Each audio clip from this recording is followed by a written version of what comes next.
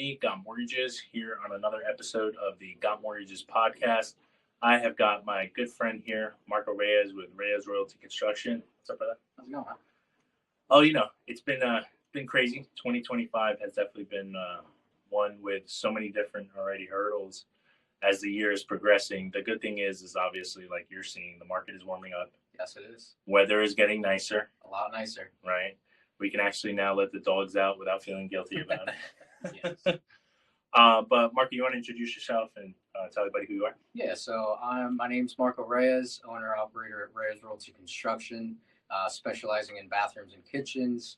I do have a kitchen showroom with one of my partners as well in Bayville. G&R Cabinetry is the name of my cabinetry business. But yeah, we specialize in bathrooms, kitchens, but that's not just what we're limited to. We do all sorts of home remodels, renovations, repairs, anything that has to do with your home, we take care of. I love it. Yeah. Well, listen, I can attest to, I'm terrible at stuff when it comes to the house. I'll be the first one to admit it. And I said that with George yesterday too, that if it wasn't for you guys, my house would be in a lot worse shape. Yes.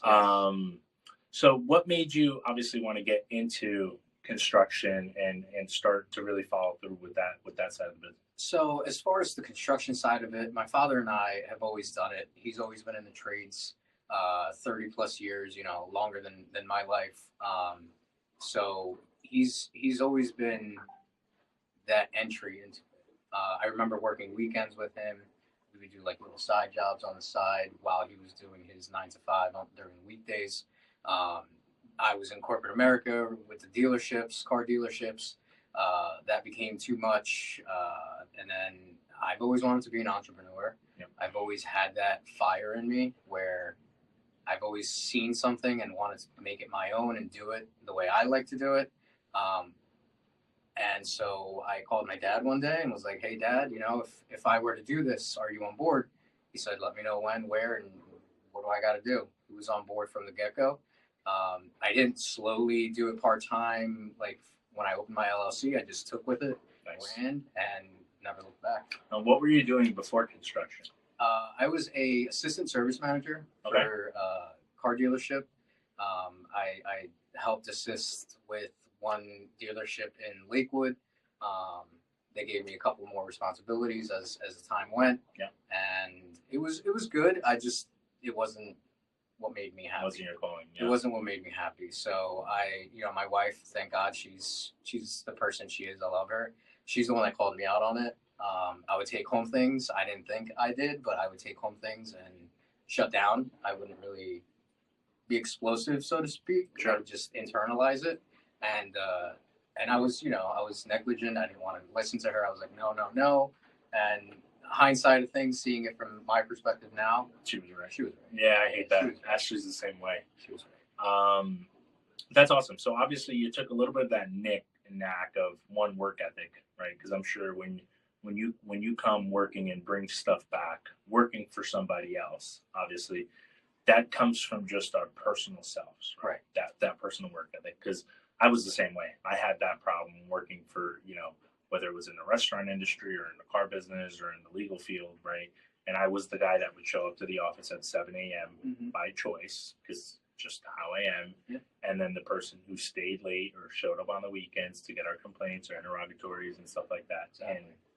And but that's awesome, man. What do you feel like obviously has been one of the benefits of obviously going and becoming a business owner and prospering from there? So a huge benefit is at first you're going to give it your all, right? Sure. All your time, all your effort, everything is going into the business for it to grow. But a benefit after you get past that a little bit, like we're going on year number 5 now. Nice. So there's a lot of hurdles, a lot of things I had to learn, a lot of things I had to fail at, that people don't really speak about. But because of those things, I have a little bit more of freedom, financially and time-wise. 4 years ago, I wouldn't have been here right now. I would have been out there swinging a hammer, painting a wall or whatever the case was, just to get my name out there. So because of that, freedom is where it's at. I love that. Now you mentioned getting your name out there. Obviously, that's how you and I met. That's how really my our entire network, I would say, even of friends, Yes. came from networking. And I always ask this question: um, how important do you think is networking in somebody's business? Whether you're a business owner or just somebody in a specific craft, how important is networking in your individual business? It's crucial, I think. It's crucial in not only my business, I think in anyone's business. Even you mentioned not owning your own business, but being in a maybe decision making role. Sure. I think it's very, very big. And I kind of always did that, maybe not so to speak like in our networking events. I always made it a point to be personable with people, even in the dealership world, right? Make make yourself liked, you know, um, but be genuine at the same time. Sure. You know, don't change who you are just to be liked. You Yeah. are what you are. You bring a good point, right? Because in our lines of work, right, really in anything, and usually whenever we share like sales tidbits, whether it's a weekend messages and stuff, we keep it generic. But people don't need to like you, right, in order to do business with you. Right. I'm a firm believer in that. People just need to know you, trust you. They don't have to like you, right? I always say half the people I work with I know don't freaking like me. But they obviously respect everything that you bring to the table. Now you've obviously done some crazy jobs, as I'm sure, right? From something as simple as painting a wall, right, to something as crazy as obviously full gut renovation, to even putting a gazebo together, right? What do you find to be one of the number one things that homeowners should be truly looking at heading into, right? We're going into the spring and summer. What do you think is the number one calling they should be reaching out to somebody like yourself? So to give us a call, I would say going into like the summertime, into the warmer weathers, a lot of people are going to start focusing on the exterior of their home. Sure. So a lot of decks, a lot of people are calling us for decks. They're kind of not doing a lot of the inside work right now. That's usually done in the winter. Yeah. So we went from doing a ton of kitchens and bathrooms, doing a lot of interior renovations to focusing on the exterior. So a lot of pavers are coming out. All the landscapers are coming out. So we'll be focusing a lot more on decks, paving. I don't specifically do in-house with siding and roofing. I do have a specific team set aside for that. Got it. But a lot of siding and roofing will be done right now. Got it. Got it. Cool. What do you think is probably one of the number one challenges right now that we've identified what homeowners need to be truly addressing? What do you think is the number one challenges that you find that really holds people back from actually getting started? The biggest thing, it always comes down to finances. Sure. What we want doesn't always line up with what you can afford. Sure. But there are avenues that we can take. Refinancing. Yeah.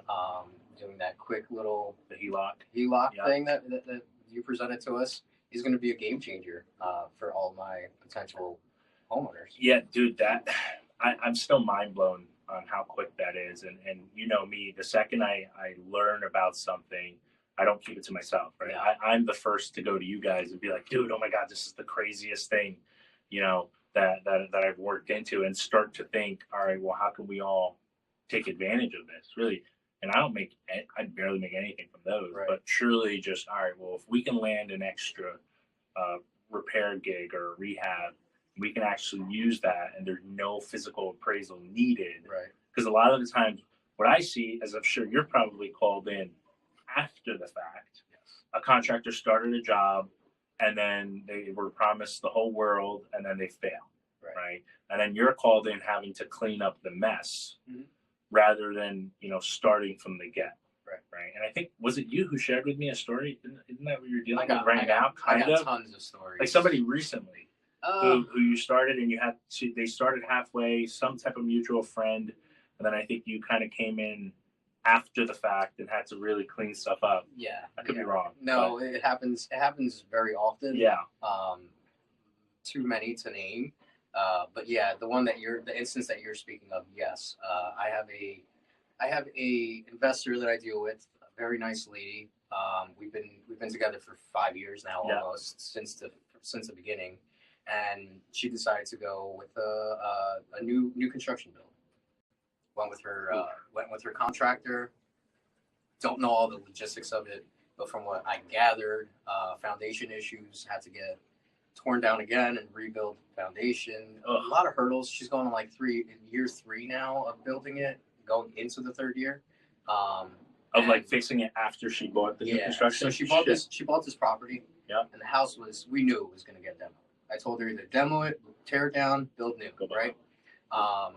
She acted on impulse, as a lot of us do, and found a local guy to the area because it's about an hour and a half from where we are. Got it. She went with local. Nothing against that. That's cool. But she just didn't vet her guy. Sure. And I mean, we all learn. Maybe it's his first time. Maybe it's his like third time with this new construction build. But there's certain steps and processes that you're supposed to take, and a lot of them weren't taken. So now I'm in there. She finally finished with the contractor. That's it. She's done with him, and now we're in there trying to clean up. And it's costing her a lot more. Yeah.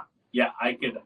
It's funny you share that. I could relate it from our side of the world, right? Where a client goes with ABC Bank or XYZ Internet Institution, and then something goes awry, right? Where they didn't fully vet the client qualification, whatever, and then we're called in after the fact to help save the deal. Right. And you're like, dude, like you don't qualify. Like we need to get as creative as possible, or we need to look into other avenues of a cosigner or whatever it is in order to qualify. So I can attest with you on that. Now, bringing it back a couple of steps, you mentioned obviously you're not fearful to travel. No. Right? Which is like a pro and a con, because I feel like I'm the same way. You know, when you ask somebody, oh, where do you lend? And I say the entire nation, right? We just came from Florida. We were checking out some of our branches out there. So talk to people about what's really obviously the hyperlocal niche and truly how far you guys are traveling. So I mean, it depends on the scope of work, right? Sure. And I have a really great relationship with this investor lady. So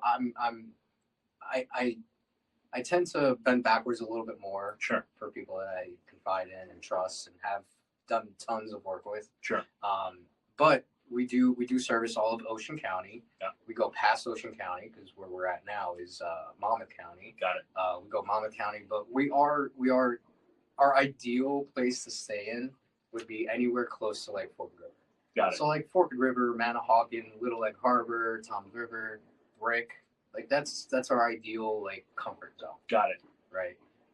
But we've traveled all the way to New York. Yeah. We've traveled, we're an hour and a half away into North Brunswick now. So yeah, we're wherever the jobs are that make sense. I'm not going to go to North Brunswick an hour and a half away to go do a little repair. Yeah. Right. It's just not doesn't make sense from a business standpoint. 100%, and I can attest to that because obviously, just like any business, unfortunately, there's poor perceptions, right? So anytime somebody thinks of, like I always say, the top of the notch, like a used car salesman, then they're thinking of them being taken advantage of or sleazy or whatever it is. And I think the same goes to in the construction world or mortgage world or real estate world, where people are looking at us with commission breath rather than the service. Right. I'll never forget, though, speaking of that, right? Because I obviously knew you in passing at networking events and stuff like that. But when I had mentioned that we were looking to get some work done in the backyard, I'll still never forget, and I find this to be important, is when you came to check out, the scope of work, so to say, you actually brought products with you, right? Like you brought the pavers and made me, I didn't know what I was looking at, right? but I think that makes such a big difference because a lot of people usually be like, hey, look at this picture or look at that picture. Yeah. And pictures are great, especially like the before and afters. Mm-hmm. But I think like having like that physical product, whether it's a freaking fence, right? Mm-hmm. You guys did a fence or the pavers themselves. And like, these are, I don't know, I'll butcher this, but these are rough and these are smooth. And this is this design, that design. Is that something that you guys normally do when you're looking to show that stuff? Yes. Whenever possible, I try to, which is the beautiful thing about my showroom as well. Me and my business partner have the showroom in Bayville. We always encourage our customers, our potential new customers, our old customers, everybody come in. We're by appointment only, so give us a call. We'll show you all these products before they're installed at your home. Whatever it is you want to see, like I will try my hardest to get and show them to you. Sure. The showroom has a lot of flooring options in-house right there where you can see, touch, feel. If you want to taste it, go ahead, taste it, you know. But you can see, because like you said, pictures are great, but a lot of these pictures are staged. Sure. You know? Lighting has to be perfect and the angle has to be right. You come into the showroom, you get what you get, Ready to go. you know. And we always, before you sign off with like our kitchen design, we always tell you, we encourage you, take the flooring sample home, take the door sample home, take it where it's going to be, because the lighting's different there than it is at our showroom. Sure. You know, we have a lot of natural lighting, we have a lot of nice white lighting, so it's going to be brighter. The white that you like here, you might not like at your home. It might be yellow, you know, Because of the lights. because of the lights, because of the floors, because of a lot of factors. So bringing that actual hard object home and showing them to people in their house is a huge game changer.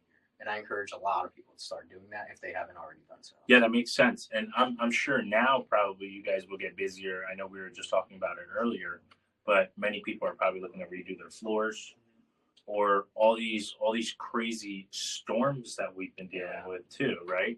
Because I think you guys are also assisting people from that standpoint too, right? Yes. I know we had a common friend that also needed some work done. I think it was like fences and stuff like that. What do you find to be the number one challenging thing that, as a contractor, you guys usually have to go through? The challenging thing, one of the most challenging things is when it comes to repairs, right? When somebody's buying a new home, they have that huge inspection report, right? And a lot of these things are very minuscule things, right?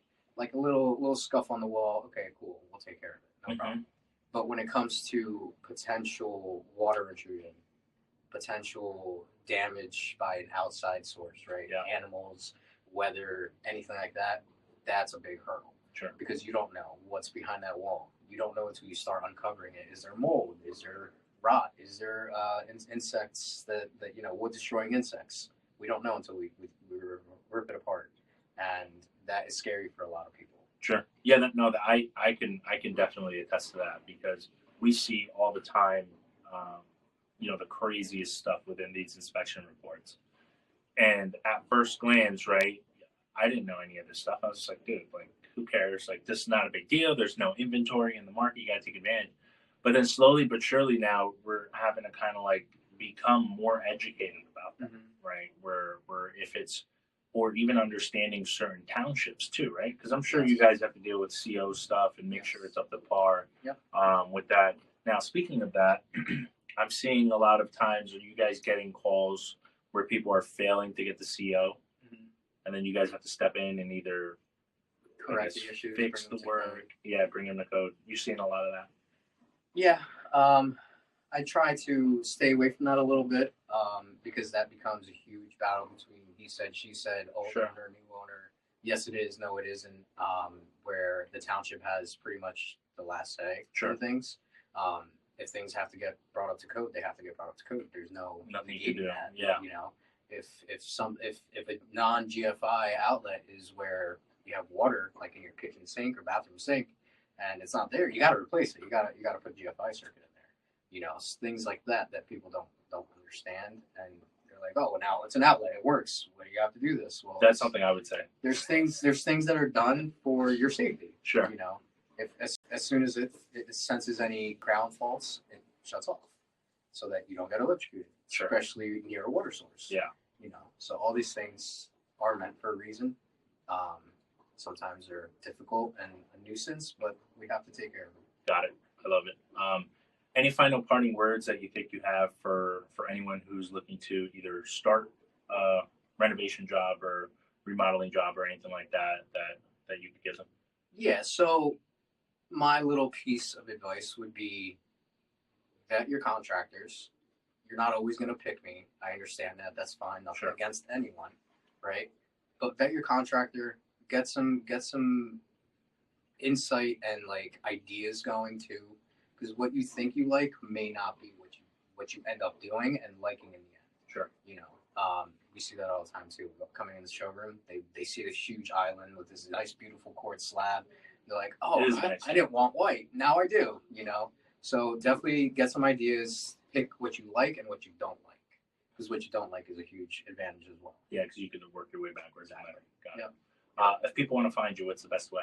Best way is either call, text 609-489-2121. You can reach us on Facebook, Instagram, and our website, reyesroyalty.com. Awesome. Thanks, man. Appreciate it.